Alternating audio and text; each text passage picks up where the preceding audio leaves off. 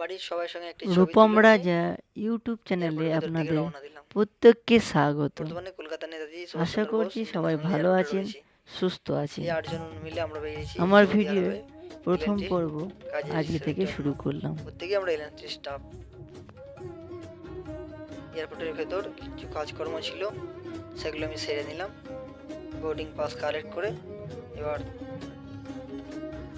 আমি এগোচ্ছি, আমার হাতে রয়েছে পাসপোর্ট এবং প্রথমবার বোর্ডিং পাস এয়ারপ্লেনে। এয়ারক্রাফটের সামনে চলে এসেছি। আমার ফ্লাইট ছিল ইন্ডিগো, কলকাতা থেকে দিল্লি, দিল্লি থেকে রিয়াদ। ফ্লাইটের মধ্যে বসেছি, উইন্ডো সাইড করেছিলাম, বসে পড়েছি উইন্ডোর মধ্যে। বিমান ছেড়ে দিয়েছে, টেক ওভার করবে এবার, টেক আপ করবে। বিমান যাত্রী নিয়ে রওনা দিয়ে দিয়েছে,